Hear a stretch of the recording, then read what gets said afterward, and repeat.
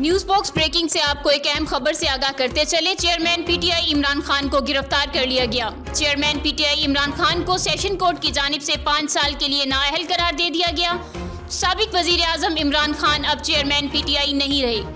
आपको दोबारा इस खबर से आगाह करते चले। चेयरमैन पीटीआई इमरान खान को गिरफ्तार कर लिया गया। डिस्ट्रिक्ट एंड सेशन कोर्ट की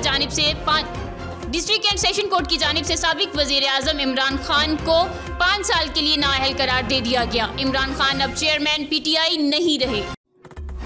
न्यूज बॉक्स ब्रेकिंग से आपको एक अहम खबर से आगाह करते चले। चेयरमैन पीटीआई इमरान खान को गिरफ्तार कर लिया गया। चेयरमैन पीटीआई इमरान खान को सेशन कोर्ट की जानिब से 5 साल के लिए नाअहल करार दे दिया गया।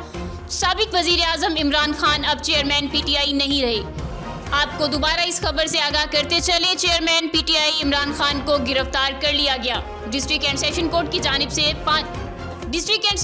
जानिब से साबिक वजीर आजम इमरान खान को 5 साल के लिए नाअहल करार दे दिया गया। इमरान खान अब चेयरमैन पीटीआई नहीं रहे।